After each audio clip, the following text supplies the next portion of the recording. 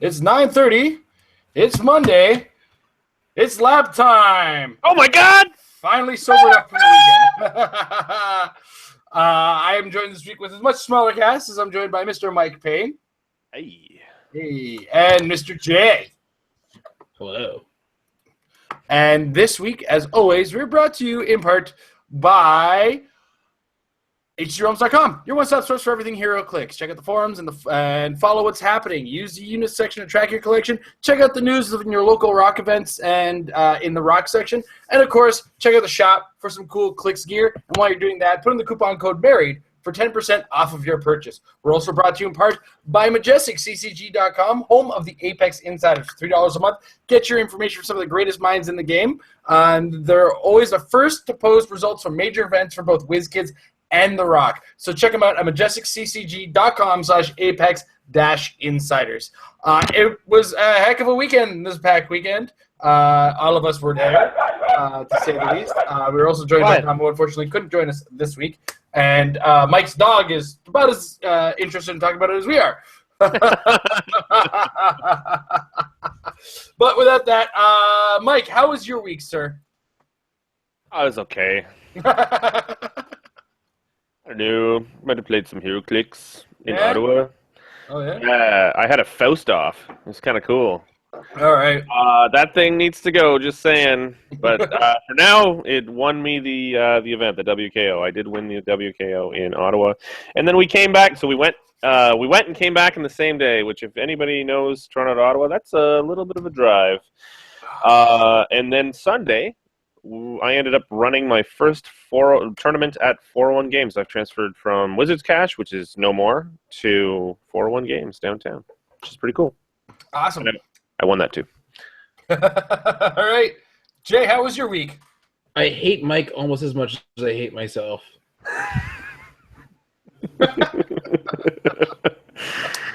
That joke's a little inside. More will be revealed. Of course.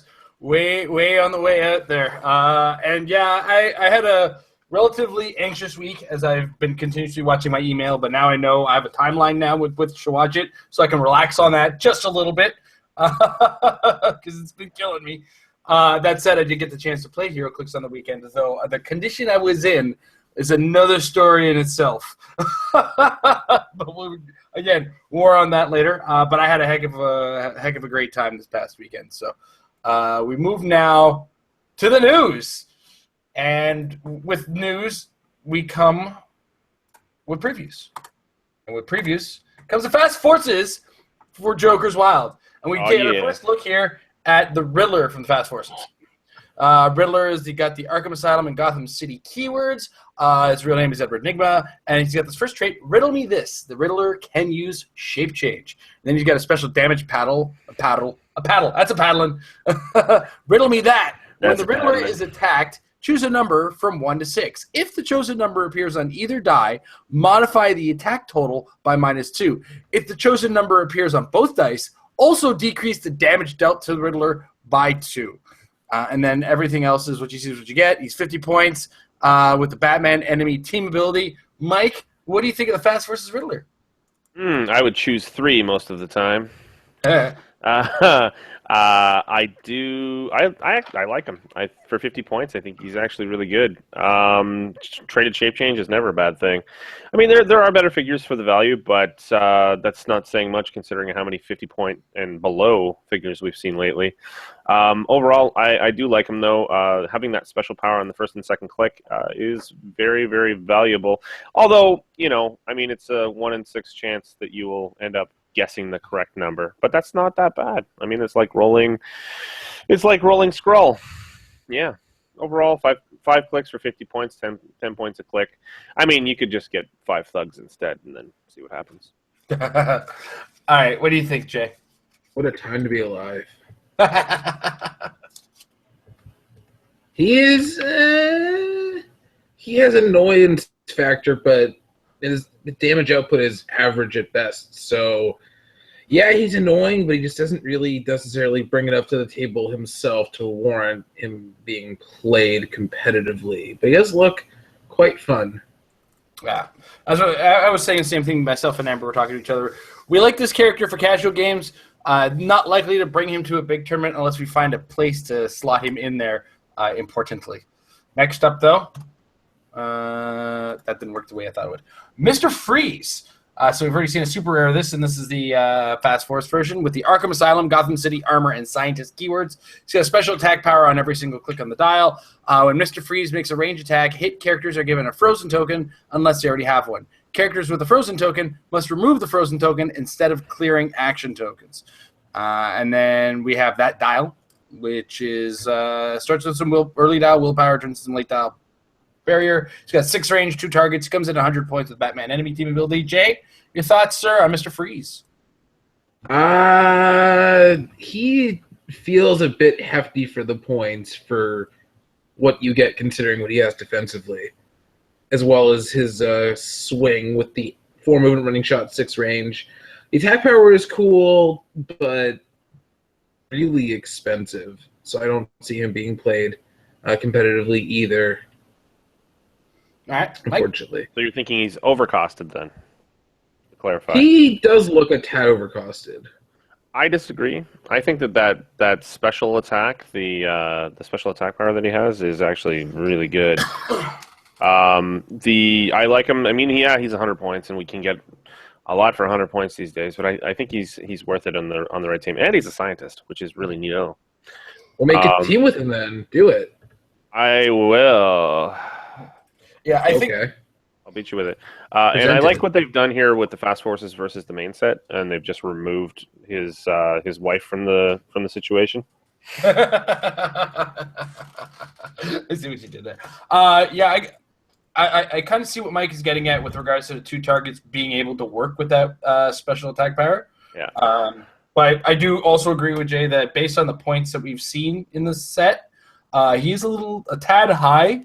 But again, this is one of those observations I made the other day where it's like we're paying more for powers than we are for numbers nowadays. So it's going to be something it's going to take a little time to get used to when I'm critiquing figures, to say the least. It's consistent with your theory for sure. It is, yeah. And then we move next to the Penguin. Now, this is not the super rare Penguin we've seen, and I have lost my mind about. This is a 25-point Penguin with the Gotham City Underworld, and politician keywords. And he's got a trait, and this is pretty much everything about this character. At the beginning of the game, place a loyalty token on another friendly character's card. The character with the loyalty token modifies its attack and range values by +1. Any adjacent character can be given a free action to make a close attack targeting the Penguin. If hit, place the loyalty token on the character card of the attacker's choice instead of dealing damage. When the Penguin is KO'd, remove the loyalty token from the game. So this is going to be one of those things that we, in limited, as we enter the limited season, of course, we look at it and we say we don't have entities. Well, we kind of do now, as we have a 25-point character who adds +1 attack and +1 range to a character. And should you so decide to pass that attack bonus and range bonus to another character, it's as easy as hitting a 16 attack in close combat. Now, granted, it's a little harder to get it from later dials because I don't know if combat reflexes is optional or not off the top of my head. Nope.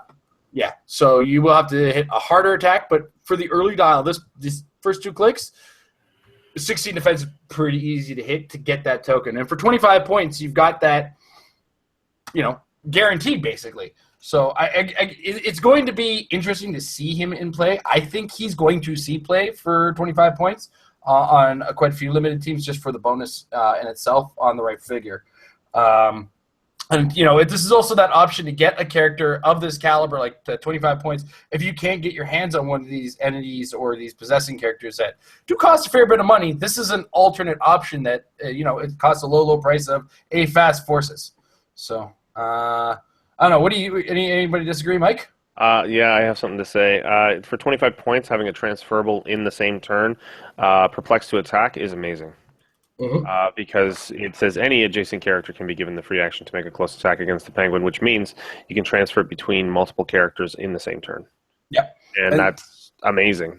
That's really, really good. Yeah, really good. Jay? I'm wondering if it works with the Speed Force potentially. It wouldn't because it's a specific free action. If you look at the wording, it's a specific free action to make this close attack, whereas a Speed Force you would be required to make an attack as part of a move, so like a charge or a hypersonic in order to do it. Oh. So you can't do it and then sidestep in the same turn? No. Oh. Well, you can make this move, then sidestep, but like sidestep we already know doesn't work with the Speed Force. It would have to be a charge or hypersonic, which you can't use to trigger this power. Why couldn't you do it with charge? Because this says give an adjacent character a free action to do the thing, whereas charge says make a close combat action as a free action, right? Yeah, he's still fine for the points. It's still pretty good. Yeah. So, that said, a little taste from our unboxing still remains, and that is in the form of Anarchy. Oh my goodness! This quality photo, but we'll try to do our best here. So Anarchy is the common prime modeled off of the Joker's Thug figure. He's got the Gotham City keyword, unknown real name. He's got a trait, I've rigged the place to blow, or have I? At the beginning of the game, you may place up to 6 bomb special markers as described on this card on the map, at least 4 squares away from any starting area and each other. Then he's got a special attack power. We'll describe the bombs in a sec. Special attack power. Give Anarchy a power action. Place adjacent a bomb special marker as described on this card. And then the bomb marker, at the beginning of your turn, if an opposing character is within 3 squares, you may roll a d6 that can't be re-rolled. On a 1 to 3, it's a decoy. Remove the marker. On a 4 to 6, boom! All characters within 3 squares of this marker are dealt 3 damage. Destroy all adjacent blocking terrain, and then remove the marker.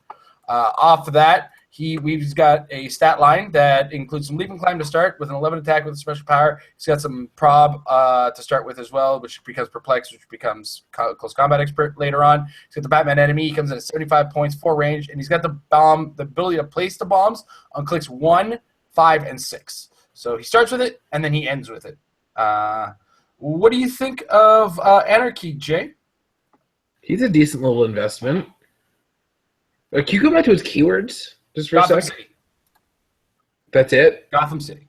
That is it, sir. Okay, so he's not competing for prime-ness, because I don't think there's any other Gotham City prime, so that's not an issue. He's just a nice little prime to throw onto a free damage sort of team that we know you love. Because we know how much you hate dice. And he comes with prob too. So if you do need to make like an attack, you have prob. Yeah. There is still a dice roll involved in it, in the fact that I do have to roll a 4 or higher in order to have the bomb blow up in somebody's face. And we're talking about Jason math here. Therefore, it's a little tricky in order to get her done. But for the most part, very interesting character to say the least. He's got pretty decent stats for 75-point character. Like you said, you pointed out, he does start with some prob. What do you think, Mike, of Anarchy? Muted. You're muted, Mike. So I am. I think he's pretty cool. I think there's a lot of potential with his bombs. Overall, I'm sure you guys covered it while I was away taking care of the dog. But, yeah, pretty cool. In terms of the primes in this set, I think he's the second best. Yeah. All right. Awesome. So on that note, we leave the preview section of the news, and we start talking about the gaming section of the weekend, and that was the WKOs this past weekend. Now, for those of you not familiar, this was the beginning of Wave. This is the first week of Wave 1 of the WKOs this season. We played in Ottawa, Ontario at Carta Magica. It was a great time, great trip, to say the least. And I had a lot of fun. I definitely had an interesting story. Mike had a very interesting story. We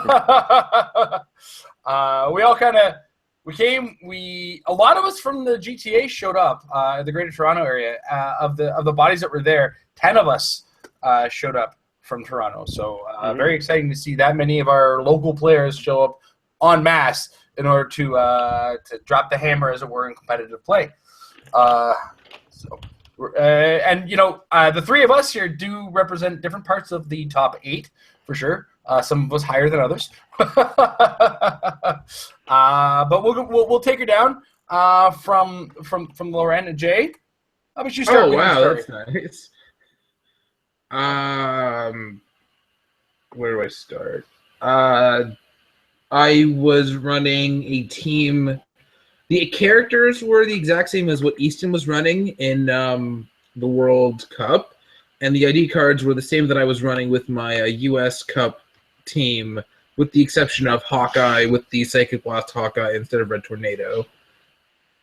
So, I guess stayed at Mike's place on Friday night, and then we drove up, and then round one, because it had to be against the locals, against Tom, who was running Anarchy and the Roundtable Tech to get the switch off for the Grand Prize Spider-Man if he failed. And luckily for him, in this particular match, he won map roll to go to the Arcades Arena. What else did he? He had Doc Ock, an 18.2 Overdrive, obviously, namesake, and the 50-point size-changing Ant-Man with one option. So this game ended up being a victory for me, with Tom having some ridiculously bad dice, unfortunately. Although, by the end of the whole game, I hadn't even realized that his roundtable was on click 25, so if I hadn't finished him off in that last turn, he would have brought in the Fury and Hellfire on me, so it ended up being an interesting game. Round two was against background noise, apparently. 1 second. The sass is real out of Jay. All of a sudden, he's gone to deal with that hardcore. Yeah, Hello. that's all right. He'll be back in a second, I'm sure. Yeah, round two is against another local who was Mike and I's driver, Mike White, who was running a really cool Spider-Man family team, which was the Spider-Man, Spider-Punk, Old Man Spider, the Spider-Man family ATA, and a full box. So the idea is you have a really good taxi with the Old Man Spider. He can set up his Pandora's box, and if the opponent catches up to him, he has the super taxi to just get out of there. And then for his actual attacking, he has the Spider-Man, who can go pretty much full movement, charge, or running shot, and then make his hit, use the calling up from the Spider-Verse to call in other characters, and then get to Godhood and do a lot of damage. And it was a pretty cool team. This game went a little worse for him than it could have, because he was on click 2 of that particular section of the box with Perplex, and he was intending to use his Perplexes on the Spider-Man to make the attack and then set up the whole chain of events. But he ended up assigning a sin to one of his characters during that turn, losing the Perplex, meaning that his ability to attack was kind of devastated. So that ended up being another victory for me, not giving up too many points. But I think even given the matchup, he played it about as well as he could have. Then we went into round 3 with me sitting at over 600 points because I got 2 extra ID cards from Tom thanks to reloading. So in a pretty good place. And I played, I believe his name was Fred.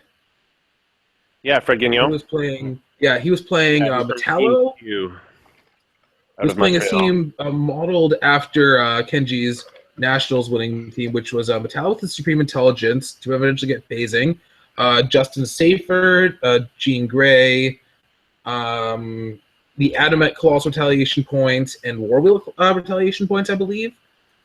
And then this ended up being the first game where I won map roll, so I put us on the Chemical Plant from Civil War, because it has a lot of different elevation, and my team doesn't really care so much, and it has a bunch of ignores elevated attackers.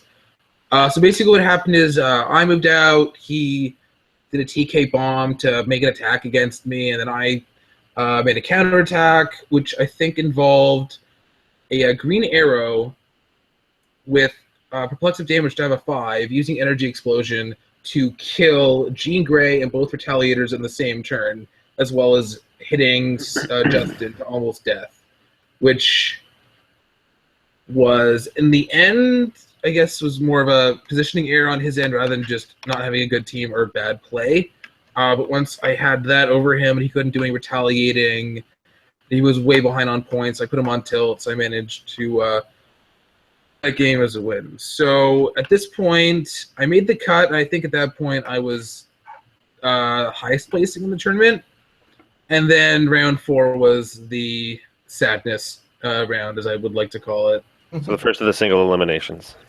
Yeah, this was because it was only 3 rounds because there were 16 people. So I ended up against. I knew in advance that this would happen because Mike had the lowest points so far, or of the top 8, and I had the highest, so we got paired. And he was packing the team that I thought had basically no chance against, that I also had a part in designing. So I was very mad at myself before the game even started. This team was Loki with Brainiac, Felix Faust with Eclipso, the Black Cat from World's Finest, because it is literally the only character that was themed and fit with this team, as well as did the trick. Box. Yeah, it did the trick. The Black Cat is only there to be able to use to get the stacking sins and get godhood. So basically, all I got to do that game was get a colossal retaliation against Mike to kill his cat, so he couldn't reach godhood. Make a couple tries to one-shot Faust, which all missed, and then I didn't really get to have much of a game because Felix Faust was being played. So that was not the funnest. I ended up getting eliminated, of course, placing somewhere in the top 8. Although based on actual win-losses and whatever, not including the elimination, I ended up placing 4th in the results. So that was pretty good. And I got some prizing, and I got the satisfaction of knowing that Mike won with the team that we worked on. So overall, it was pretty good. That was 55-21. Huge point games. Actually, I had a couple of low points myself. So we move next to myself. My first game was against Mike. I tried to play. I really did. I tried desperately to play. I got about 3/4 up the board, and then some jerk rolls a red on his red power. My nightmare power. The red power shows up. Therefore, I'm back to start. And what's worse, immediately after he rolls the red power, he rolled the yellow power. And then he rolled to keep the yellow power. Therefore, I got 2 turns of him attacking from across the board. My team was a copy of and I was honest about it when I said it before. It was a copy of my Rock World Cup team. Devil Dinosaur, Ultron Future on Drone Dial, Ultron 6 on Drone Dial, Jean Grey, along with a Thug, Mephisto 45 points, and is that everything? 1, 2, 3. I said Devil Dinosaur. Sounds about right. Yeah. And then I had a round table that included a bunch of stuff I could call in with the Ultron drones. So the team basically functioned exactly. There's no difference if you heard me discuss how my team's goals were at the Rock World Cup, but basically the idea is I have the slingshot options for Ultron drones to fire things at my opponent. I have Devil Dinosaur there to pull out Pogs to help accelerate the motion of the round table. And all in all, I actually saw click number 3 a little bit more than I did at Rock Worlds this time. I saw it twice this time around. Once against Mike, because he blew my team up 2 turns in a row, but by then it was too late. And then once again in my last round, Faust seemed to trigger it, let me tell you. I'll get to that in a second. Anyway, so after my first round with Mike, where I scored nothing and he scored a good portion of my team, I had to come back a ways to come back to the 2-1 section, which is where you need. It was a 190-0 that time. Yeah, I remember that. Yeah, that was my highest Mike's scoring. There with the win thing there open. I can do that too if you want. No, it was my highest scoring game of the day. Actually, that's why I said that. But so my second round was up against a player from Montreal, Etienne. I hope I'm saying his name correctly. His team was very interesting. It was a Justin Seifert, Solaris. Justin Seifert on the team with a vision with Jocasta, and this is the vision from Civil War. And he also had a Veil on the team, a figure I never thought I'd say the name of, but I've really been trying to make work. Every so often I'm starting with a new idea. Veil is the first thing that goes there. It's also the first thing removed. But of course, Veil is there to free action Smoke Cloud. He also has a Pim Particle, so he's got no resource on the team. He used the Pim Particles to turn Veil tiny. And then once Veil's tiny, he can carry Veil with Vision. Veil takes a free action to put smoke clouds up to try to deal damage to whatever's left in the smoke cloud. It's a very clever idea. He also has Solaris to punish you for attempting to do damage to his team. There was something else. Oh, it was a Jean Grey to accelerate Vision's motions, as it was, or bring him back in a rough situation. It was a well thought out team, and he did win map roll, which meant I had to bust through some walls in order to get to his team. Ultimately, it came down to I scored 104 points off of him. It was a little bit of everything except for Vision that I had managed to kill in order to take the lead on that one. It was an interesting match to say the least, and it was patience inducing because I was really locked into my starting area off this top, which meant I had to very carefully position my characters, very carefully choose my actions to get to my opponent. So we moved next. So I scored 104 to, I have it right here, 104 to, no, I don't have it right here. I think he scored 50 something on against me. Yeah, 55. So it's 104 to 55. So I got into the next round. I'm now 1-1. Round 3, I'm up against Claude Fournier. His team was a Devil Dinosaur, a full point Mephisto, and Mr. Mix's Pitlick. Yeah, that's a stack of good. And off the top, his Mr. Mix's Pitlick roll was A1. So I already knew the first attack that I was going to score was going to miss. So I had to be patient. This is another one of those patience-inducing games where you look at and you pick and choose exactly how you're going to go about it and try to make it happen. And what I ended up pulling off for this one was I got his Devil Dinosaur started off with Rockabilly Modocs. I started with Homicide Crabs. And my goal in this case was to get Devil Dinosaur off of the ability to call in the Pog. So deal 3 damage off the top. The person to do that, of course, is Nick Fury, which his team required more forward movement than mine. We ended up he chose one of the wide open maps that I like to play on with my team, and made forward momentum towards me. So I was able to capitalize on the fact that he pulled his team forward, and I was able to. I did waste some dice rolls to attempt to pull out that one from the Mix's Pitlick, which worked to my favor. And then that's when I then sent out my Nick Fury to get Devil Dinosaur off the top click. So mission 1 was accomplished. Get Devil Dinosaur off of those clicks.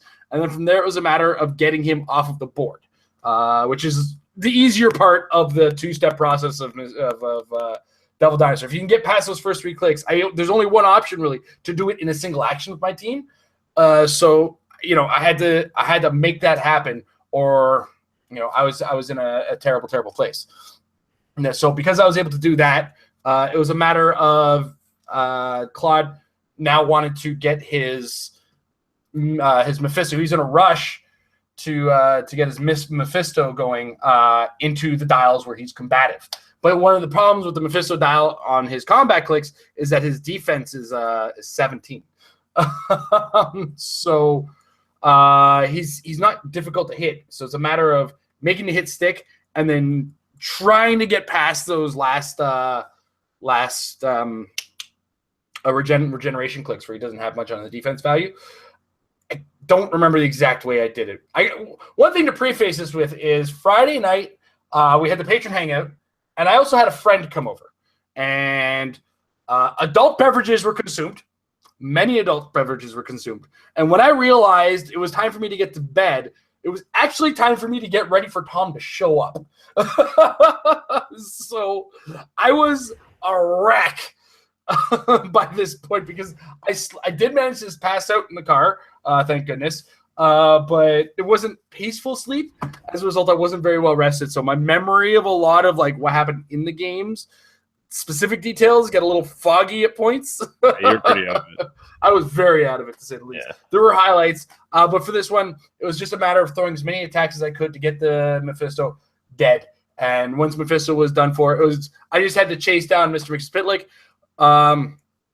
my opponent looked at me like, why was I taking so long? And I had to be honest with him. I've had situations where it looks like I should win. And under no circumstances should I lose in a lot of situations.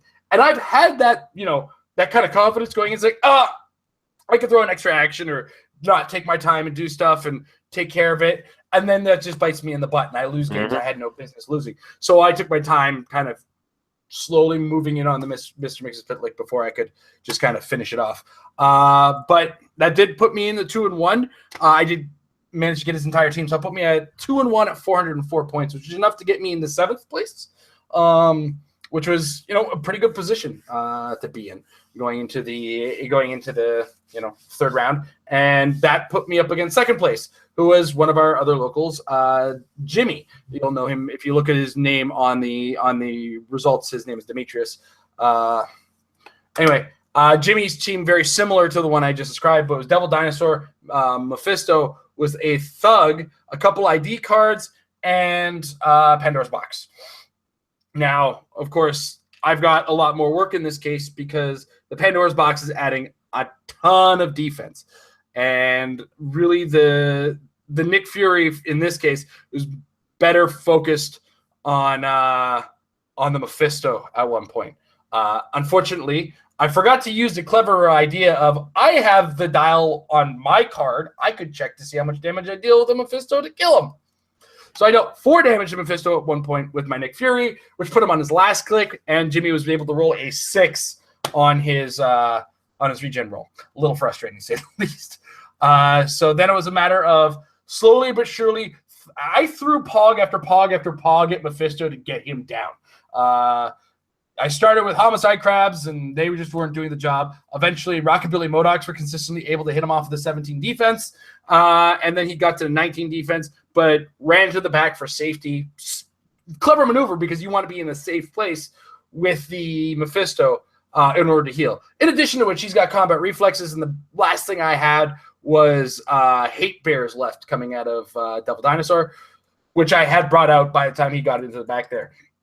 So what I did at this point was I had my Mephisto within a decent range of his Devil Dinosaur to kind of move him 1 square off to the side to get him out of the way so that I can get a clean TK to try to charge the Mephisto. Now, unfortunately, the Mephisto had a Lust relic on it.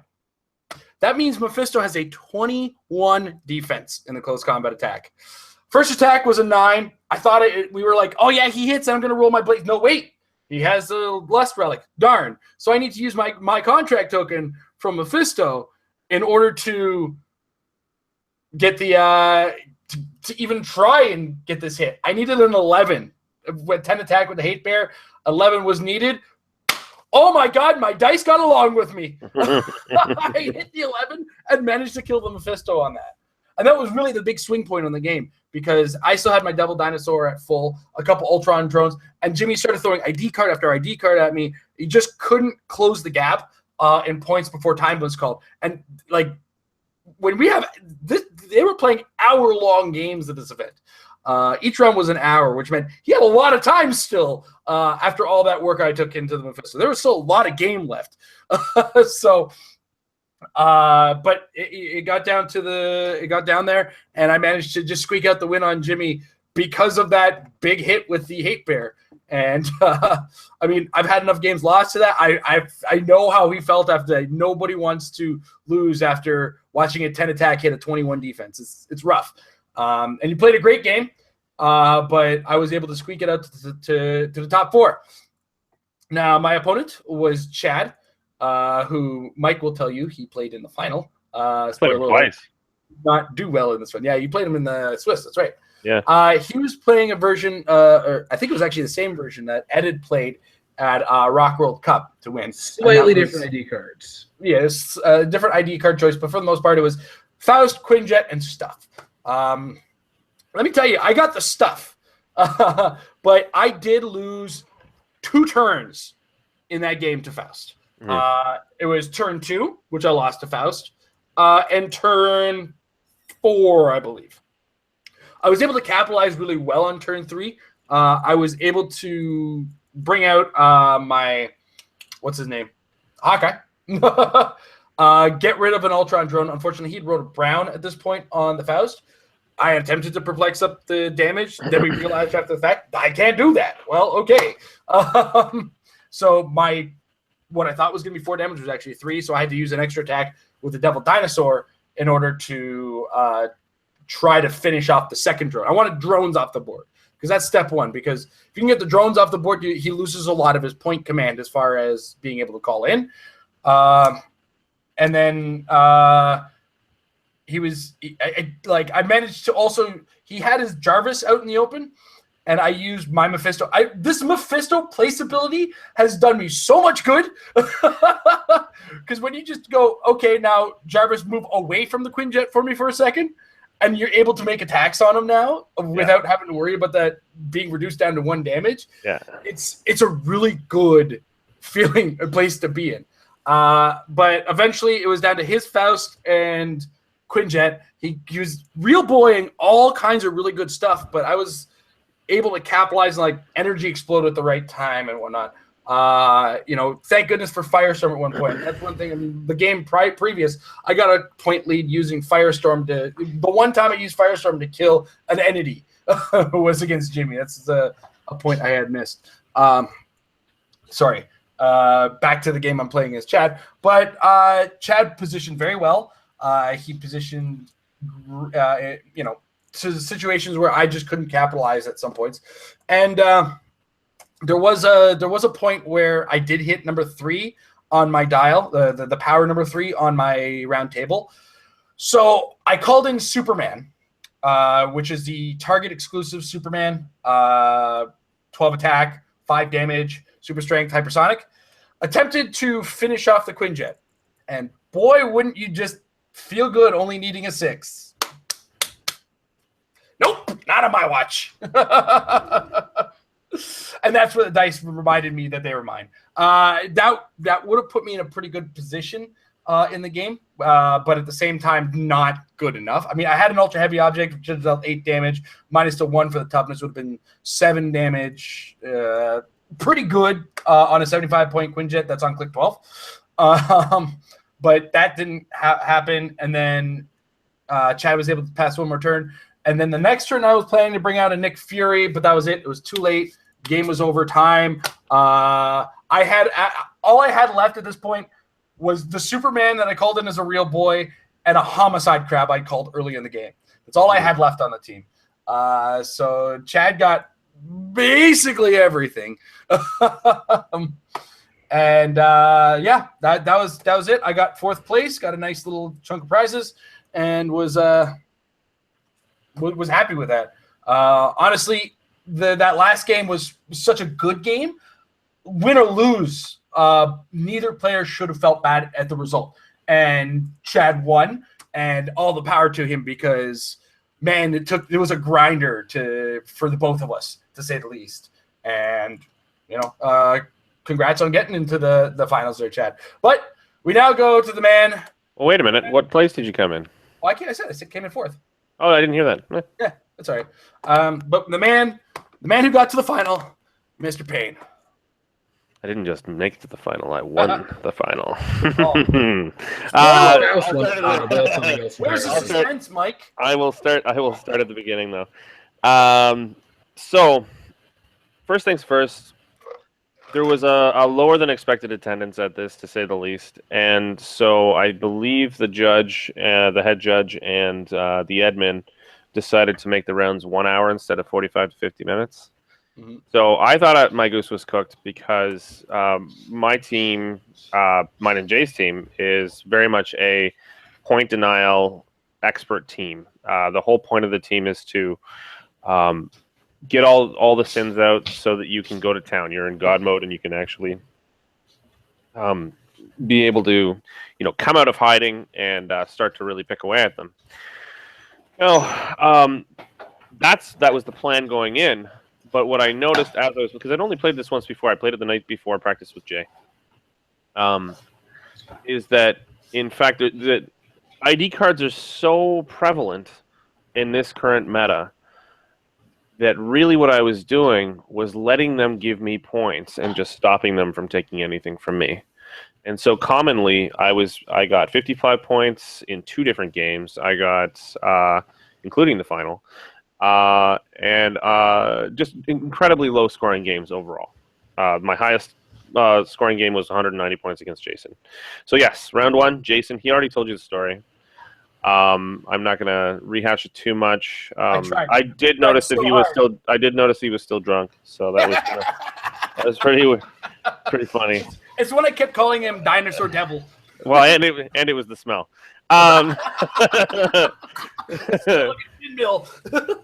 He did. He smelled like a keg. Yeah. So that being said, I went from there into my second round against Chad. Now, Chad, I actually have his complete build here. Quinjet, 70 points with the resource style. Felix Faust, Ultron 6 drone, Ultron 18.2 drone. Jarvis, the Atom at 15, not just as a call-in. He had the Hawkeye ID card with, let's see here, Age of Ultron Hawkeye, the movie set one. Iron Man ID card with the Shield Iron Man, obviously the pilot.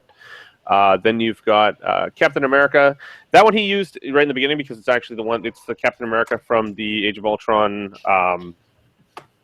set that you can take a power action and move an adjacent character for free, essentially. Well, it's not for free. It's a power action for him, leaving them untokened, essentially. And then the Shield level 7 with Peggy Carter, Shield level 7 with Nick Fury, Batman ID card with Trinity War Batman at 85, not at 150 because he couldn't have called it in. Green Arrow with the Green Arrow ID card with Green Arrow, the OP kit one with the tokens. Then you've got Black Canary, obvious, and another Atom ID card with the Atom on the sideline. So that being said, it's interesting. Faust on Faust it's less than interesting. It's just gross. It's good to say. It's not an interesting game. It is not that interesting. I thought I was going to lose because of the extra time in the game, especially. But what ends up happening is you roll fairly well. He didn't manage to Faust me very much. I managed to Faust him constantly. I was rolling red, yellow, and the specials constantly. I sent him back to the starting zone in that particular game twice. I managed to get to Godhood, and I managed to get by on killing very, very little.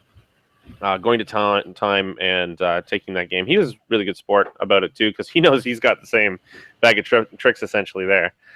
So that being said, I scored, I think it was actually 35 points in that particular game. I went from there to face Jimmy. It's my one loss in the day. He was playing you already went over the team, didn't you? I think you did. It was Mephisto. Yes, I did. Yes, Mephisto, Brainiac, and Devil Dinosaur, yada yada yada. And that's a team I was worried about because Mephisto can see Loki, so there's less of a body block, there's less chance to be able to get out of it, etc. And I managed to kill Devil Dinosaur and take some points, but he did a full clear of my team. That was the only time that happened, and I managed to squeak by into the top 8 in 8th. First round, top 8 was versus Jay. He's already recounted he's regaled you with the tale. Anything you have to add, though? What's that? Oh, to the match. I was kind of you seemed like you were on tilt to begin with, because my team by definition goes on tilt to yours because of the ID cards. I'm not talking about that. I'm talking about your behavior. I'm talking about you. You seemed nervous immediately, and I just I knew that my team could beat your team because we'd already seen it. So it was more going through the motions and watching you kind of like try and push harder than you normally would even to gain some points. It just didn't work. So I think the final score in our game was I had 145 and you had, I think it was 110. Wait, no, 13. Did you only take 13? I only killed the black. Oh, right. That's right. Yeah, athlete. right. I'm sorry. I'm a little tired tonight. I'm recalling incorrectly. I didn't think about the Atom, and kept my guys together, and he took them out. But I had the 2 relic on slot on the Pandora's box, which is of course probability controller running shot, which still really comes in handy. It's very, very good, and managed to take him on. Going from there, I faced Fred Gagnon in the second round of the single elimination rounds. He was playing Metallo Supreme Intelligence, Shield Level 7 Batman, ID cards. The IDs were Batman and Green Lantern. He also had Jean Grey on his team. I've got his actual sheet here, so I'm just reading it. Justin Seyfert, the Atom, and War Wheel.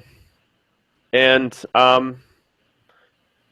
it was a funny match because we both forgot some stuff because we're both really, really tired.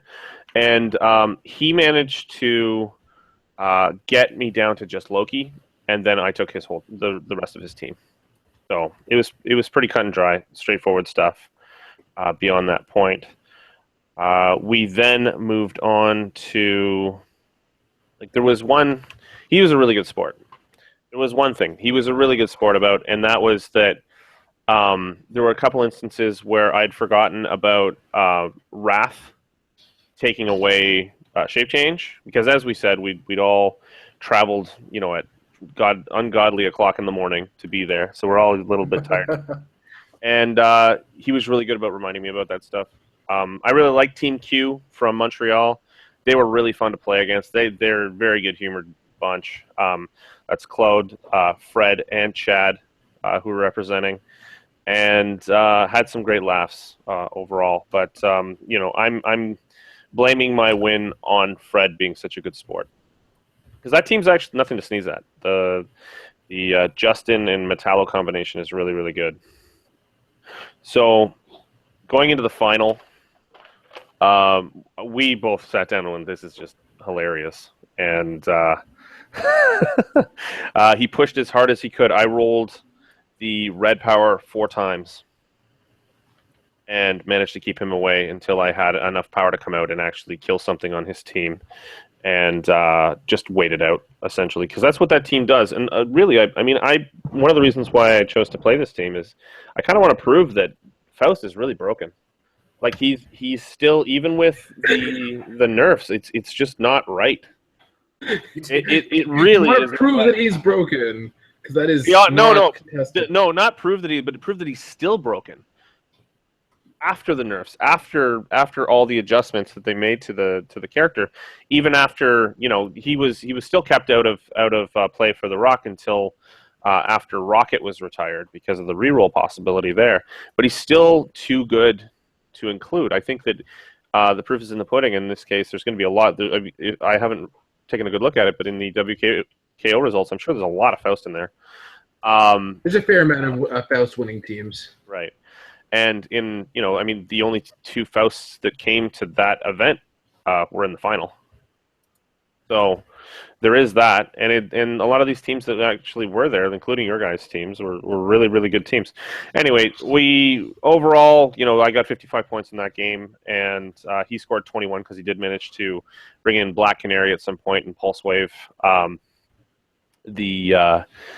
Black Cat, and just annihilate it, obviously. Yeah, it feels good to win, even if you are using Felix Faust sometimes. He won, buddy. Yeah, and holy crap, the prizing. Can't believe the amount of prizes you get out of these things. Just nuts. A lot of it's going directly into our league prize pool. Yeah, so, mine too. So yeah, keep coming out to these GTA League games, guys, because the final is going to be off the hook in terms of prizing. Yeah. Now, before we move on to the next part of the show, where we get into the segment where you guys kind of break down Mike's team, I do kind of want to put this out, and I want to hear other voices other than just mine in regards to this. And a lot of people are going to say it, and I want to hear, 1, the guy that encouraged this behavior, and 2, the guy that went with this behavior. If you really want to win a WKO, is Faust one of the required elements? Like, if you want to say, I am definitely going to win this WKO, or at least top 2, is Faust going to be one of those required elements? We're going to let Jay start because Mike's just finished yapping his head off. I would not say that based on the results of the Rock World Cup, where Easton came that close without using Faust, as well as the fact that not every WizKids Open has been won by a team with Faust so far. So I wouldn't say it's absolutely necessary. Not at all. All right, Mike. I don't think it's absolutely necessary. I think that's too much of a blanket statement. But I think it's really, really hard to beat Faust. I think it's harder to beat Faust than it is to beat a Quinjet team. I think it's harder to beat Faust than it is to beat a obviously a Crank team or any of the other meta archetypes that are out there right now. I think it is the hardest thing that's out there, and by far. So no, it's not impossible. And yes, Jack Frost can do some damage to it for sure. But yeah, no. I think it's I don't like black and white blanket terms. All right.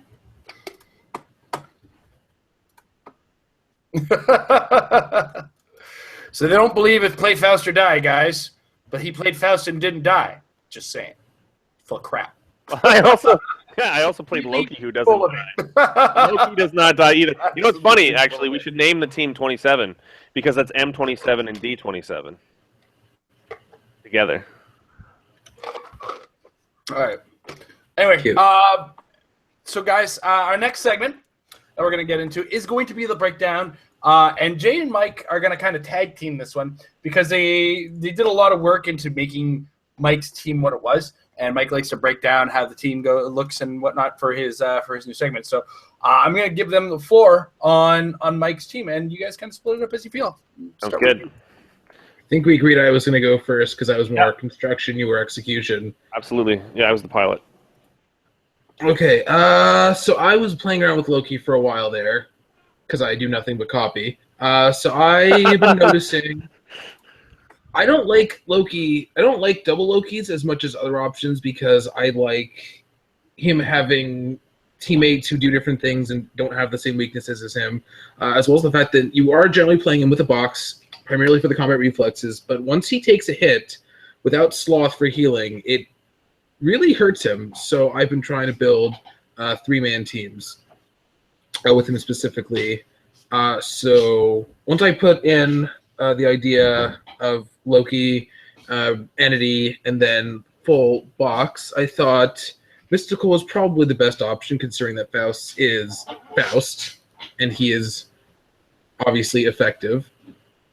And then once I put those two together, I noticed that there was 40 points left, and I thought that because Persistent Strike goes well with the yellow power, or combos with the yellow power, and then Stealth can go well as a kind of tag team with Loki, plus the reflexes for the box, so give him Eclipso, give Loki Brainiac, because that's really good on Loki with his range, and giving him Psychic Blast to go with his other options, or Outwit to see other Lokis. And then the only possible option of the mystical keyword at that point to have a third character for the box to maximize how the box can get into God mode is the Black Cat. And the Black Cat looks like it's there for literally no reason, but then you reach God mode and they're like, oh, huh. I guess Black Cat isn't useless after all. And actually, in one of our playtesting games, you actually used the Black Cat token thing on my Quinjet, which never ended up getting used, but still.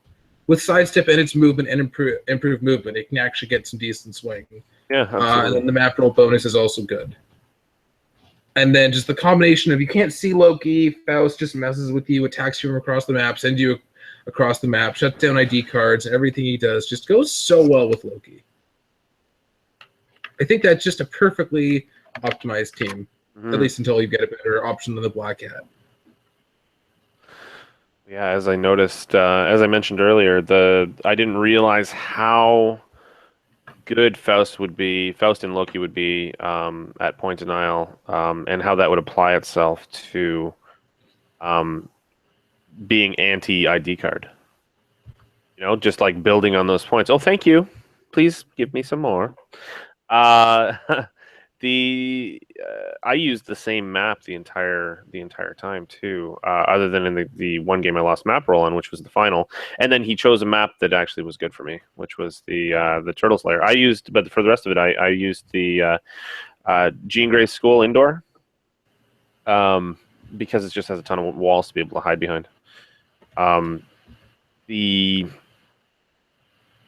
mean, I thought that Loki, the double Lokis, were the kind of ultimate in point denial previously, but I was wrong, and you proved it. Overall, a fairly straightforward team to pilot.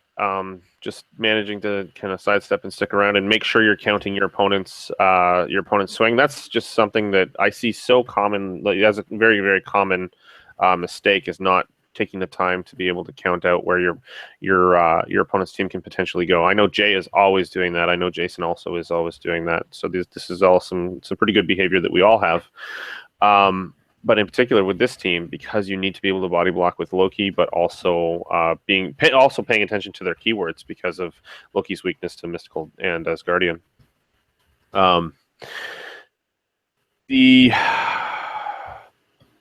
Overall, it is not a team that will full clear. It is purely a two-time going to time team, and incredibly frustrating for other people, and not really fun for other people. Just not. It's there to stop them from playing. No fun. No. You have no fun. I have all the fun.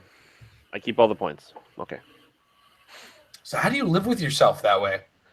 Well, as you said, I don't have a soul, so I am the red power. Go back to your home base. Oh, okay. All right. Now this week, we do have one of our monthly OP kit builds, and this is with the final element in the Batgirl collection, as it was.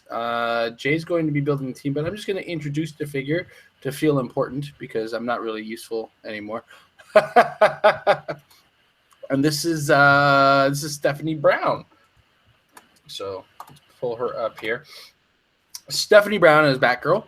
Let's get a little bit more zoomed in. There we go. Okay.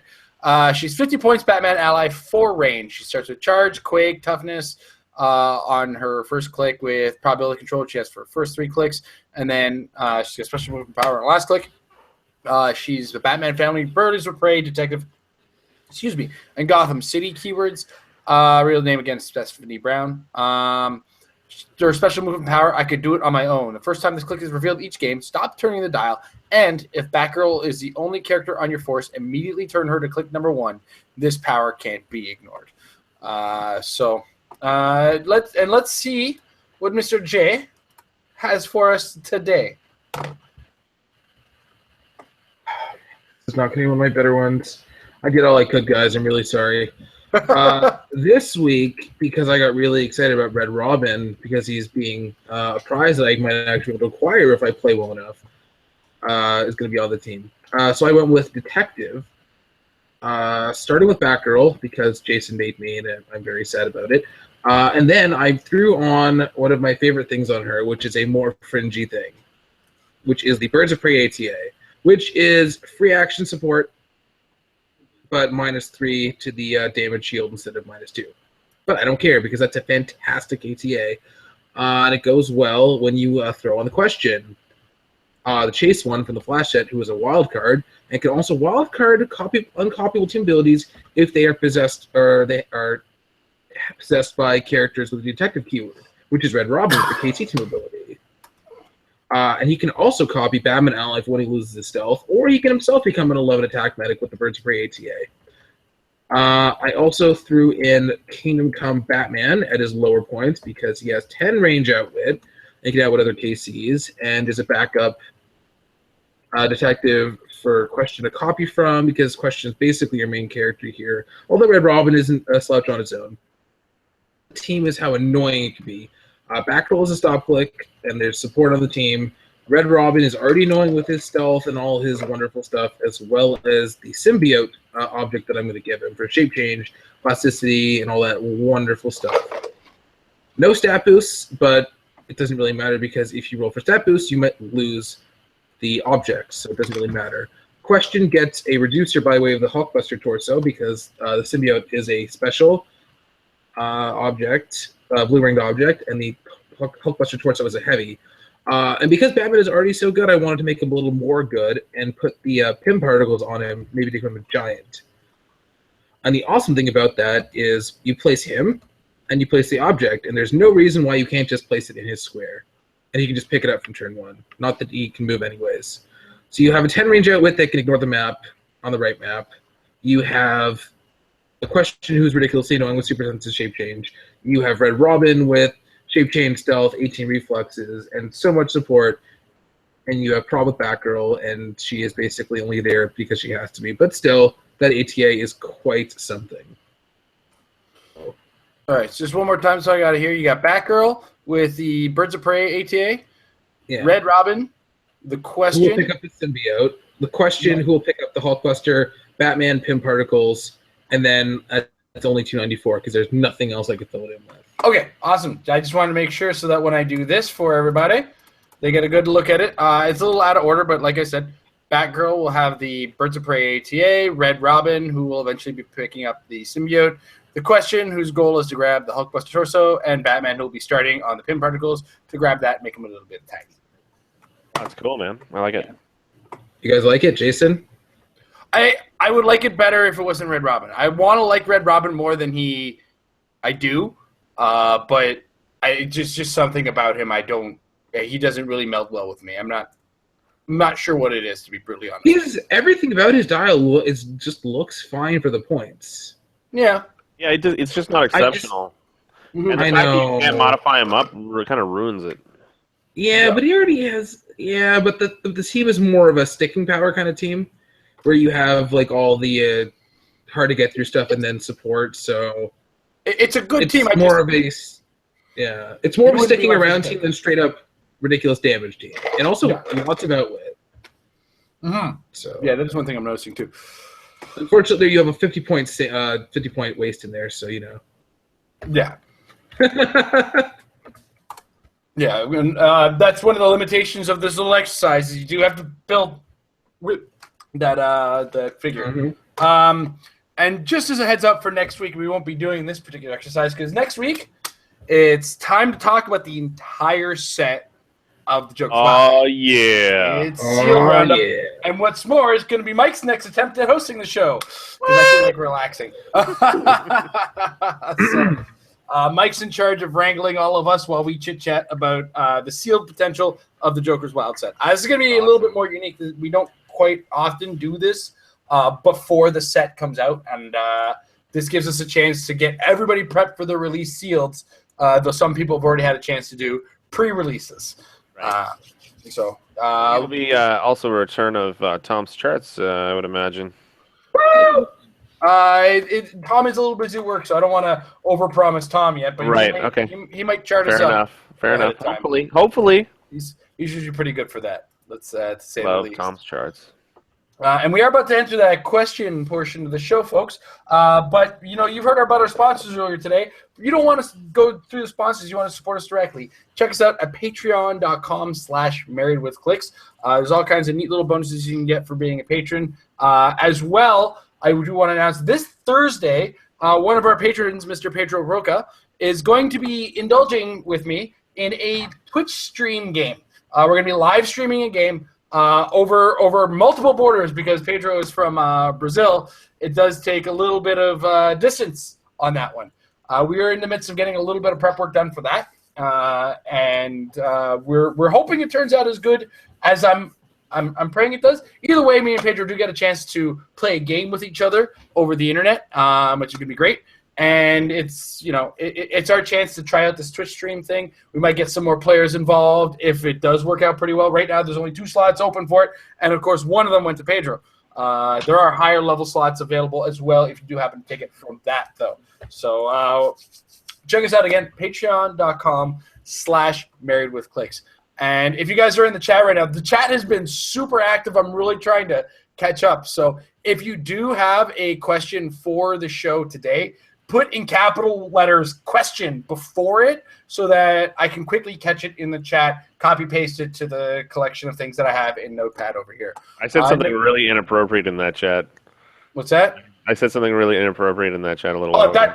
That's fine. It's when people start complaining that we're not a video game channel. Are you not entertained, Pedro? Are you not entertained?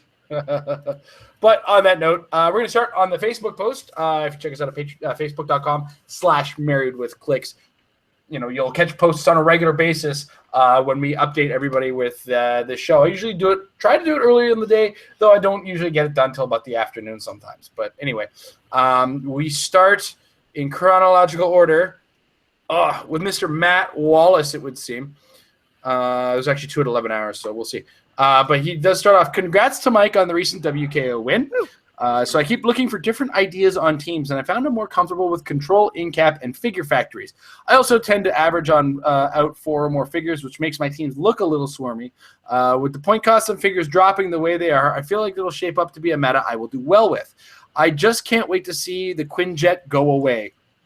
Though I'm sad that Pandora's Box will be leaving because this is a rotation to really pull off the emptying the box power. If you guys had to pick something to keep into the next rotation, what would it be? Minus Pandora's Box and the 7 Sins, simply because it's not that broken. Mike, what would you keep in if you had the chance? Oh, God. Jay. Well, Mike's making that face. I'm having a stroke over here.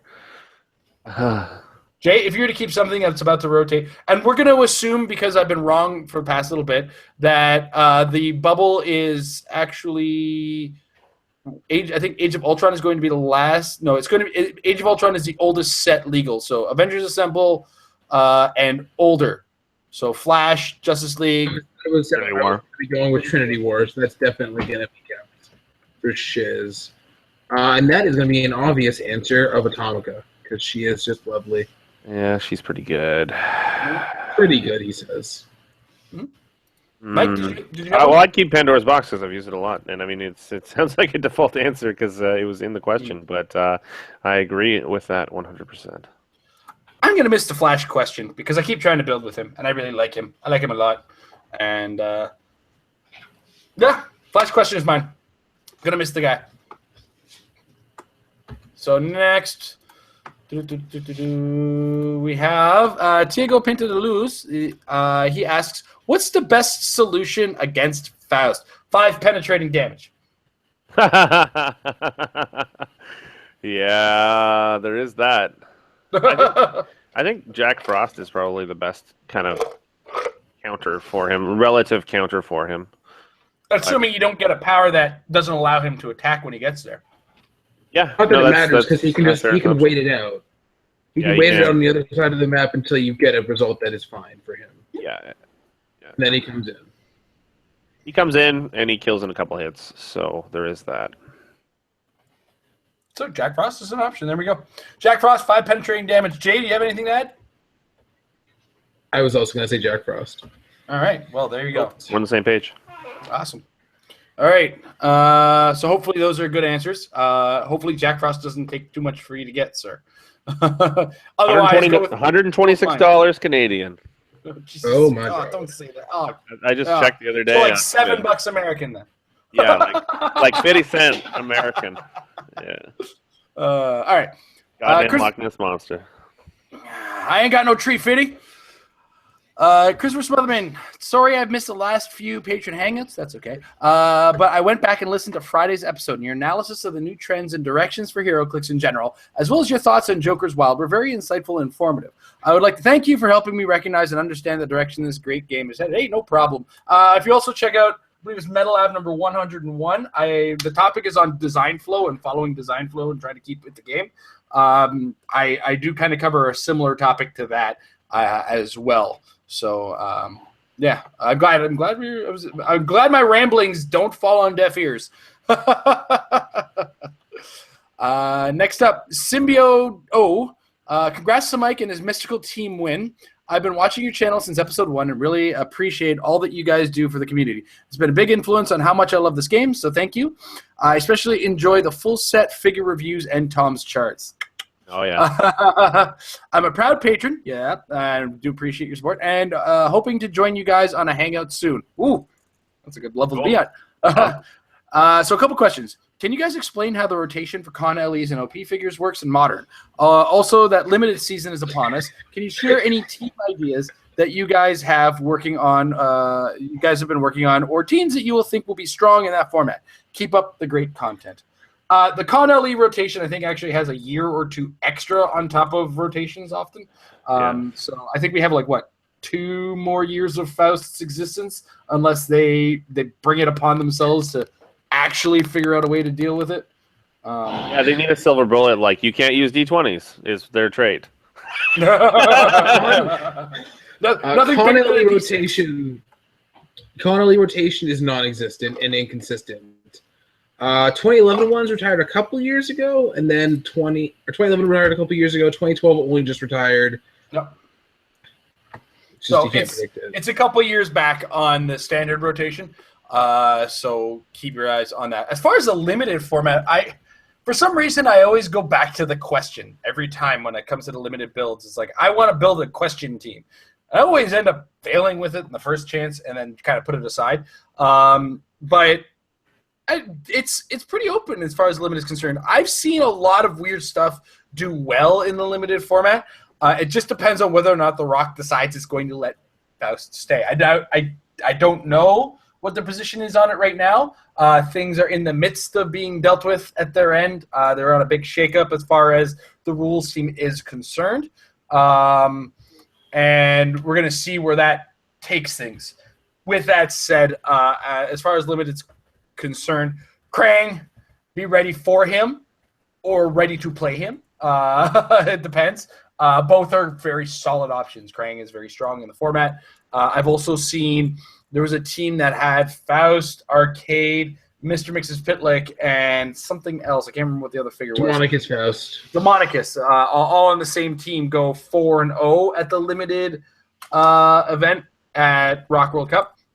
So keep your eyes open on those. Figure factories are doing pretty okay. Devil Dinosaur isn't out of the running because his pogs are good and he is good.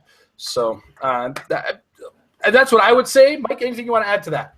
Sorry, what was the question once again? We're talking about the limited format. We already covered the con LE rotation, but right.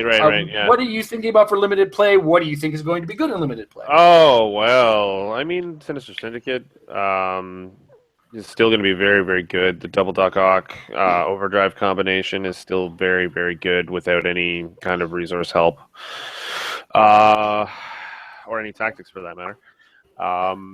What else would be good? Probably, well, it would be interesting to see Mr. Nobody.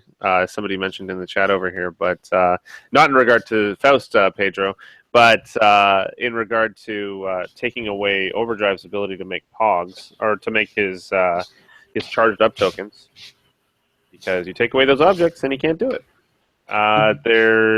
What else am I planning on seeing there? I'm hoping to see some Spider-Verse stuff because, our local guy Mike here on our team, extension of our team, he loves to play Spider-Verse stuff and actually does fairly well with it, regardless of its prevalence or relevance in the meta these days.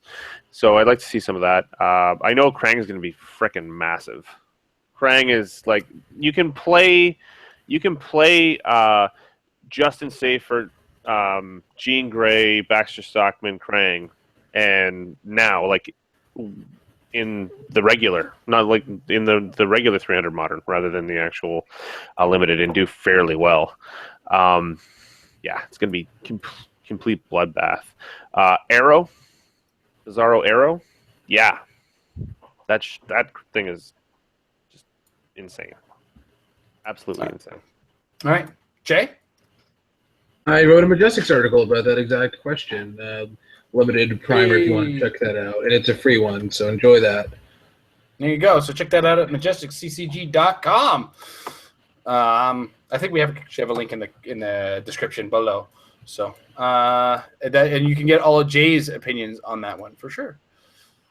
All right. Next up, Mike Bockley. Congrats to Mike for his WKO win. Hope the rest of you also did well. We got one of the top 4. Sorry, one winner, one of the top 4, one of the top 8 of the 3 of us. So that's pretty good.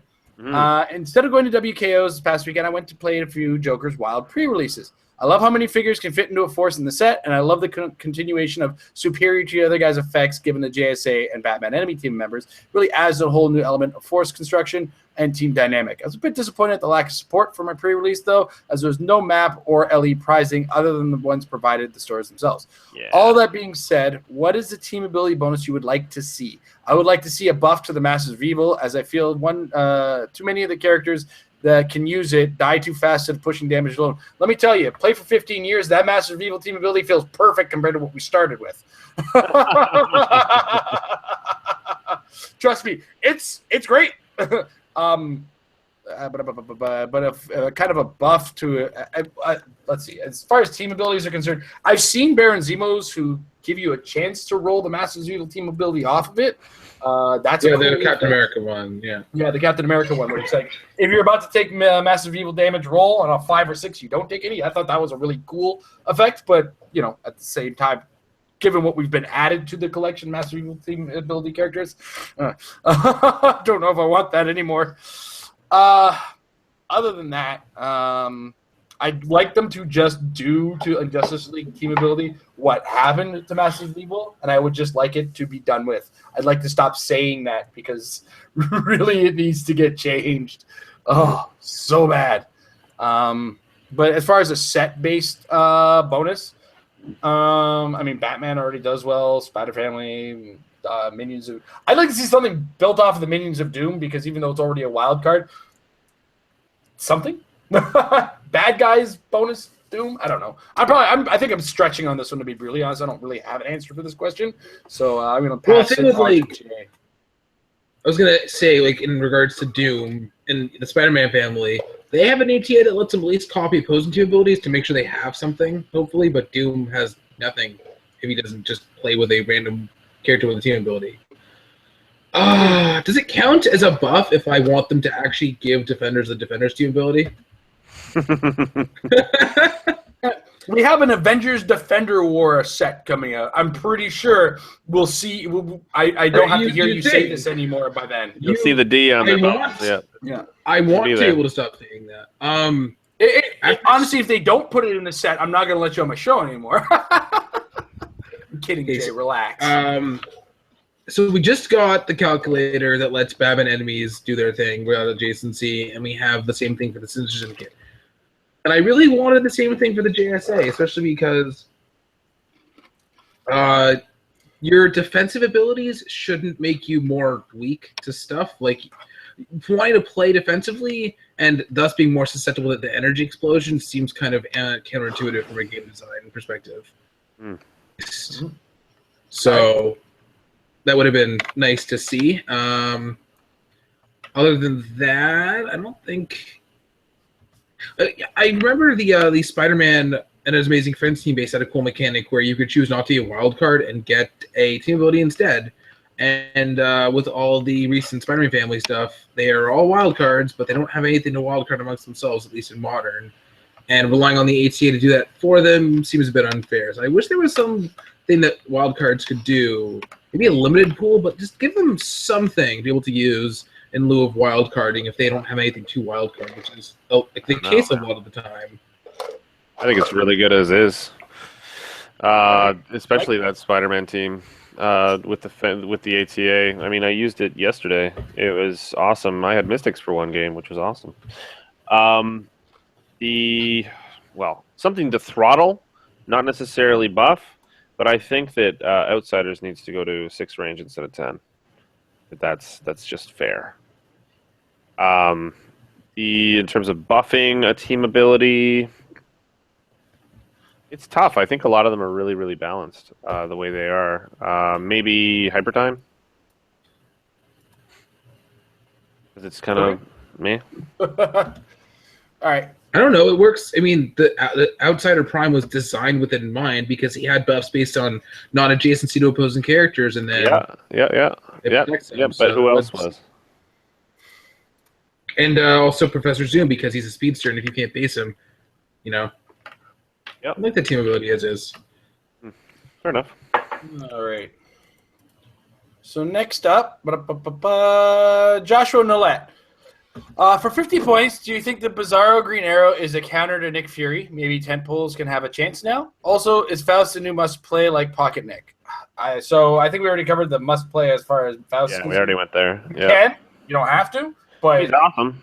He's awesome. There's answers to him. Just know how to target him and get him.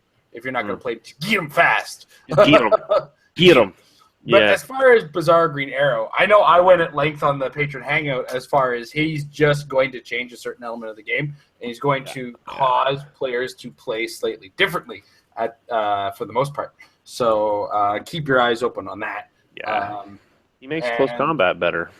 Yeah, he does. He does introduce close combat back into the game because we have all these rules for close combat, and we very rarely use them. Except with 8 bears, apparently. Yeah, we're right. The problem with that is he then becomes a character that you pretty much must play to stay on the same playing field as everybody else, and I think that's a problem. I don't think he's a must-play, but he does cause hesitation in your action. Like he causes enough of a crater in the meta. He does cause the wave to change. Yeah, right. But he's so good and provides such an advantage that if you're not playing him in a field full of him, I think that's a disadvantage. Or if you are working around him by focusing more on close combat and being able to take good advantage of it, I think you do fine as well. Look to characters like Armagon, the big shark from TMNT 2. He moves around the board, and then all of a sudden he's in your face with an ultra heavy object and smashing you for 7. That's huge. So like first turn you move 12 squares. That's half the map. So run from him, I dare you, because he phases with that, right? And because he's got super strength, he's I believe he's 170 points. So that means he can pick up an ultra heavy. That's 7 damage with an 11 attack that can prop twice. He did really well at an open this weekend, so that was cool to see. Yeah, I didn't think of him actually before that point. I have one actually. I was going to sell it, but now I'm going to keep it. Yeah, he's definitely he's one of those things that you take pause to consider in the environment. But at the same time, it's the Green Arrow itself isn't hard to kill on his own. So you either look to find a way to kill the Green Arrow quickly, which is easier said than done for sure, or you find alternative ways to deal close combat damage or non-range combat damage to the character next to Bizarro Green Arrow. I don't think he necessarily puts anybody in a bad position, but it does force everybody to re-examine the competitive game, in my opinion. Right. And that re-examination, it's more of a shake-up than a flat-out cursing of the game. Well, it's a consideration, right? You go, what do I have to be able to build against, or at least consider in it? Well, there's Nick Fury, there's Quinjet, there's Krang, there's Faust. Oh, and there's Arrow now. Yeah. He joined the list, it's kind of short list of major considerations when it comes to this stuff. Oh yeah, and Doc Ock's in there as well. Anything that can do an incredible amount of damage very, very quickly. Yeah. Between Devil Dinosaur and Bizarre Green Arrow, I would just love to see the return of Jenny Sparks, where she can just kill them in one shot. Just eat this lightning, and you're dead. Nice knowing you. Yeah, she has survivability issues, though. I think one of the things she's too so cool. is, like, if you got Jenny Sparks shooting you at a distance, it's like, okay, well, maybe this is going to be the one Green Arrow lets the big guy who I'm protecting take it a little. And oftentimes you look at it and go, well, I can get if depending on what my defense is, Green Arrow's not or optional. something. But what's that? Green Arrow's not optional. Sure, he is. If you don't put him anywhere near the character. Oh, okay. Yes, that is true. Yeah, but if he's next to him, he can't do it. Yeah, I get right. you. But then you can't trick your opponent into not shooting the character that they want to if he's adjacent. Well, you can't. The other thing to consider here too is that there's the second ability on Arrow too, which gives them -2 attack potentially, or damage, or what have you. So it negates like he has invulnerability, and if she pulse waves and he's outside of the pulse wave and redirects that ability that attack at himself, his abilities are not ignored because he's not within the area of effect. He's not in the area of He's effect. does not have an area of effect drawn to him or line of fire. Exactly. So he. Well, she can also just mitigate shoot it. with a range. It's only she has to pulse wave. No, but what I'm saying is he can mitigate it potentially. He can mitigate all of her damage potentially. Smart play doesn't can just make Jenny Farks a non-factor in the issue. Yeah, I just think it takes too much to make her good enough to really make a huge impact. But it's a good thing to look at, and I love her as a character. I think she's fantastic. I love the Authority overall anyway, just from a thematic standpoint. But yeah, I don't think that she's really much of consideration with this. I think Tom played her to the highest placing that anybody will play. Yeah, that Green Lantern team that he made with her was awesome. It was so good. I was so glad to be able to lend him the many figures that it took to make it. This is an inside joke, everybody. The Tom doesn't own any Heroclix. I don't know. He plays extremely well, and we love him so much. The length of time he's borrowed some of my ID cards, I'm pretty sure they're going to be golden age by the time I get them back. Hey, I'm not much better. I don't borrow from you that often, but I did just give you back that Atom I borrowed about a month and a half ago. The Atom ID card. No, you didn't give that back, actually. Oh, is it still in my bag? It's still in your bag. That's awesome. I was such a waste case on the weekend. Oh, yeah. There's no way I was going to. Well, you know you'll get it back Tom. anyway. When Tom said we were switching cars, I was just like, huh? I'm in the top 4. This is too much brain power. Oh, okay. Let's get a move on here with these questions. So next up. Oh, hey, there it is. Wait, hold on. Where's the stamp? Get it. Oh, got the stamp. Here we go. Get it. Boom. It's official. You gotta get ink, dude. I know I gotta get ink.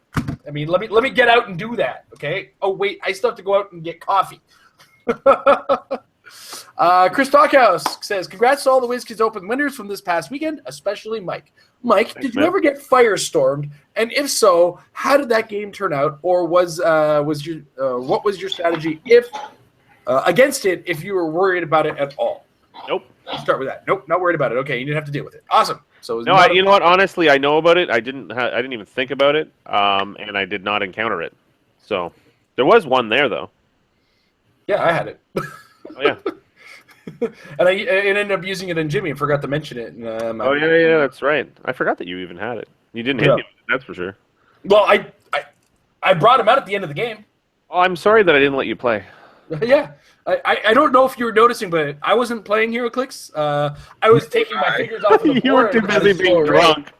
So Yeah, it was like, did you hit? it was like I made the effort. You It's totally just like I knew what was going to happen. It's one of my weaknesses in the game. I know what's going to happen. Our game was basically, did this attempt to kill Faust work? No. You kill a figure. Second try? No. Kill the rest of my team? Okay. Yeah.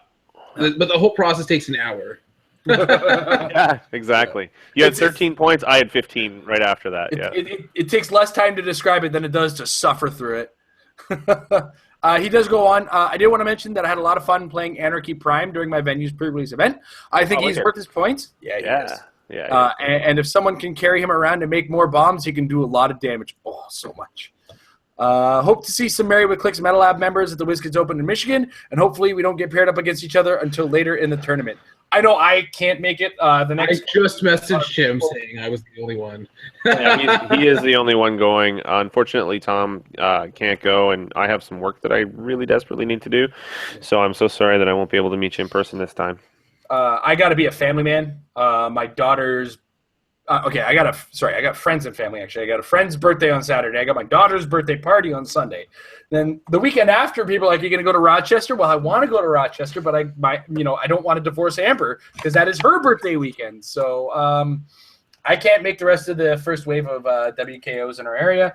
So I'm looking forward to the February rounds, as it were. But Jason, it's my birthday that day. Why don't you spend it with me? You have an exceptional wine, young man. I know. Like, I'm less annoyed by my 8-year-old daughter's wine than yours. All right, next up, Thomas Castern. I just want to share that Mr. Freeze is the coolest Batman villain if you get my snowdrift. You shouldn't give this click the cold shoulder, and don't get cold feet about including him on your team. If you aren't shivering with excitement to use him, then something must be wrong with your eyesight. Stay chill. Here's an actual question, though. With the success of TMNT, do you think that all future third-party sets will now be modern legal, like if they re-release Yu-Gi-Oh! Or Lord of the Rings now? Well, I really hope we don't see Yu-Gi-Oh! Again, because as pretty as those figures were, I just don't care about the license. But I'm hoping this is the trend towards the modern age with them. Although I do think there is going to be a comic book requirement attached to it to some degree. Ninja Turtles did start as a comic book property. And that's why I think all the other companies are like, yeah, okay, throw Ninja Turtles in it. I mean, it's kind of Daredevil-y anyway, right? I mean, it's been said that it's part of the Daredevil continuity somewhere in there. As well, Nickelodeon is the entire license attached to TMNT, and there are Avatar comic books now. So I'm just saying, Avatar Legend of Korra, make it happen. That would be amazing, actually. I love that show. That is so good. I want an invulnerable Toph with Quake. Tiny size. I want old lady Toph with metal all over her body. It's awesome. I want to be able to field an Earthbender team. That's what I want. That'd be really cool. Stubborn rock dudes. yeah, that's awesome. I feel like. Well, Lord of the Rings hasn't had a set in forever, nor is Yu-Gi-Oh! Is there anything that's been announced that's not Marvel, DC, or Turtles? No. Not right now. No. Nothing's on the docket that aren't those properties right now. I feel like there's been a lapse in contract, or the contracts are up and they didn't renew, or they're sticking to what's good for them. It's hard to say what the full. Yeah, near the end, the last Lord of the Rings set was really tiny. It was like 16 characters. It was just like, it was tiny. And the last was the last Yu-Gi-Oh! One, so it seems like they're not really happening anymore. I wish they'd make Harry Potter clicks. I think that would be really cool. Get out of here. This is exactly what I said was the problem with a return of Star Trek clicks. No. Make it TNG and make it the figures instead of the ships. I think that would be. We already have a Patrick Stewart. I don't care. I want more. We're done with you. This is exactly what I said when You're sending me to the cooler. Everybody's going to want everything. You're on ice. All right. Carl C. Sargent. Love the show, guys. Keep up the great work. Do you know where I can find the last WKO results and builds? There's a thread on HC Realms right now that's growing. Winners, If you're watching live, I'm going to post it in the chat right now. And I will put it in the description once these guys remind me after the show. And we'll deal with that as it were. Or you know what? I think I put it in the description now. Yeah, so boom, there we go. I'm going to click on it too. What Jason said. Oh my goodness. Do you ever look at Patrick's look at his banners under his name? It's just I think he's got enough at this point. It's like world champion. Oh, well, I have 5. Screw you guys. Donor. Yeah. Oh man, you think he has something to do with the site or something? Check out, if you're in the chat, check that link out. If you're watching the archive, check it out in the description. Wow, a lot of questions today. Really excited about that. Good to see so much interaction going on while we're going on. No, it's great. I love it. I do enjoy it. People are calling for Star Wars and whatnot. I mean, Disney owns it. Disney, Marvel, blah, blah, blah. And Marvel Comics makes it. I get you. I do like Thomas's idea for My Little Pony clicks. That's disgusting, but I'll tolerate it. At the same time, it would get my daughter more. What about Pokemon clicks? As its own game, I think it could see. Yeah, it could work. Yeah, its own little strategy game, semi-based on Heroclix, kind of like the. There's been a whole bunch of them. Justice League game. If they could make a gateway game, we'll call it, into Heroclix, that would be cool. And they don't overcomplicate it. All right, so coming from the chat, Diego Pinto de Luz, which question is the best question? The Trinity question or the Chase question? The question in question needs to be stronger to answer the question. What? Which question is the best question? Which is the best question? It's actually Flash question. It depends on what you're going for. As far as a theme-based team, the chase question from Flash gives you a lot more ground to work with. In other teams, I find the other question can really. He's so flexible. He can kind of go into other teams altogether. I would love to actually consider playing both on the same team. But Conquest is more for limited and no tactics because there's a lot of perplex there for buffs because there's no resources. Whereas I think the other one is more of a full constructed based one. Right. Especially when you're throwing on like Midnight Suns and the box for reflexes and all that stuff and whatnot. Yeah. Mike? Sorry, what was the question once again? I was reading something. It's still which question is best question? Darn it. Well, the Flash one. That's fine. Okay. Yeah. Flash chase I think question they're is the differently. at 100. There you go. I think they're differently good. Although the 60 points is Yeah, I mean, if he can Explicitly- borrow attack or just be some kind of crazy utility. I remember building a Midnight Suns-ish team with him, trying to exploit it a little bit more. I Tested it a bit. It was actually pretty good with the lower points one. I do often find myself using the other question and charge flurrying up a building by getting rid of my smoke cloud. I do like that flexibility. pretty much power always of get that, rid of his attack power.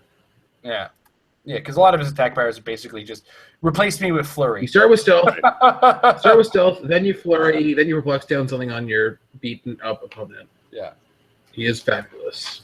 All right. So the Alpha Strike asks, do you think the rotation next year will cut Marvel ID cards in half? So we'll have to keep half the Marvel and DC cards for another year.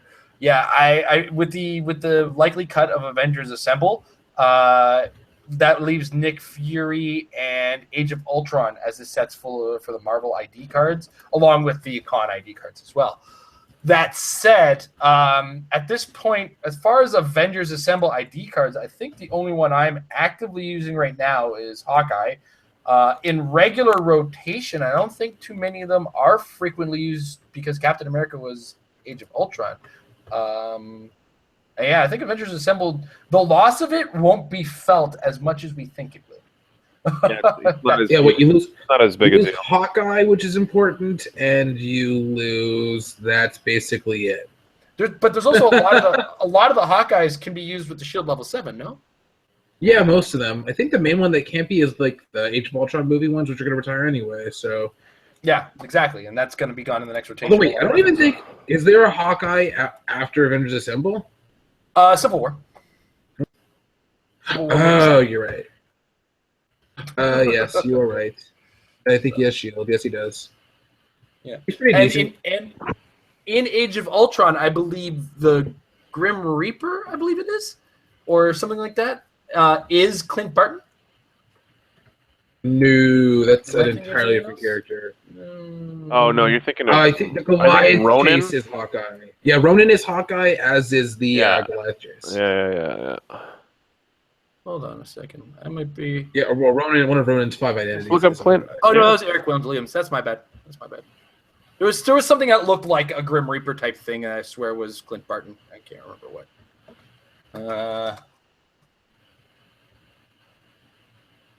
Jeez, yep, that didn't work. Okay, anyway, I'll figure it out later and stop talking out my keister. So yeah, ultimately it's actually right now based on the competitive game. It's already kind of phased itself out with the exception of Hawkeye, and then when that phasing happens, the Hawkeye that's often being used is gone with it. So next up, but yeah, we'll have to deal with the rest of them for another year. And I mean, considering DC's new boost to characters to use with ID cards, well, boy, are they going to get some flexibility out of that. And Thomas Casturin goes on to say, can we choose the team for you to play against Pedro? Thomas, you can. 300-point limited. Email it to me. Don't be a jerk, though. No Faust on that team. It's funny you say that because Pedro goes on to say, can I change my team for the live stream to include Faust? Yeah, no. Put some brackets, kidding. And I'm going to be honest, don't care. Go for it. Why does anybody want to play Sebastian Faust? He's calling you out, Pedro. He's calling you out. Go for it. Pedro, you should just play Loki and Faust together. I think that would be effective. I'm going to barf. I've played against Faust. I'm gonna barf. I'm numb to it. I'm numb to Faust. It's like you got Fausted right from the beginning at Canadian Nationals that year. Exactly. Me and Amber were like the first big victims of it. People didn't know how to use them then either, though. Did you notice that? Like, no, they didn't. People would buy Faust and Doctor Strange and play them together. Now they're being played again together. Well, but they just didn't know how the mechanics really worked, and that was before. Yep. Go ahead. What I do want to add is that the reason it was played with the Doctor Strange is the big thing is the Doctor Strange added a second option for the yellow power, and at the time, probability control worked with the D20. Yes. And Doc Strange had probability control. Probability control, yep. So, I mean, you ended up being able to, like, you would force more rerolls on Faust to get a power where it's like you wait over there while I try to find this yellow thing. You good? Okay. And then Ed's team was probably the best, most functional with it that I had seen because he used a power battery, kept it on probability control, and just kept trying to go. Which is, it did what it did to me. So I'm so glad so much. It was such a positive episode. All right. Actually, Pedro and Diego both asked a question about the question. I must have copy pasted that wrong. Anyway, that was a funny phrasing of the question. Whichever one of you did it first. All right, that is it for the day. A lot of questions post-tournament. That tends to happen. So thank you, everybody, for giving us a lot of content to put us into that regular time of exiting around 11:15. Yeah, thanks for watching and supporting us. Really appreciate it. Absolutely. All the support is much appreciated, and we do definitely enjoy answering your questions. I know I do. I don't know about these guys. Yeah, I do. So on that note, I do want to remind everybody that next week will be the piece-by-piece breakdown of Joker's Wild. Once again, we are going to be talking strictly in the idea of sealed, though. So that's going to be the direction that we're taking that. And this week, I believe, is going to be a weird episode for Metafix. I have to double-check which one I told Amber to put up, though. Don't that one. I think it's actually next week's episode that's really weird. I'm also actively working on an article related to that in regards to a weird psychology thing. If you want to get a head start into it, Magic the Gathering has an article written up about the 3 profiles of players that they use when designing the game. So take a look, and if you want a little bit of insight into what I'm going to be saying in regards to that, check that out. Though there's going to be slight differences in regards to Heroclix. I have a couple extra personalities that exist in the game that are really interesting. But on that note, I do want to thank MajesticCCG.com and HCRealms.com, our major sponsors. They've been sponsors for a long time. We do appreciate their support. While you're checking out HCRealms.com, check out the shop. Put in the coupon code Mary for 10% off of your purchase. Subscribe to the Apex Insiders. All kinds of support goes forward to us to a certain degree. And we do appreciate you guys checking them out. We've had a ton of support from Patrick from the get-go. He's our first and longest running sponsor, and we do appreciate all the work that he does for the community from that site. But guys, there's still 2 more weeks of WKOs around the corner. Get those teams ready. Get that practice in, because you got to remember that practice. This is why you don't do it. It's written out in front of you.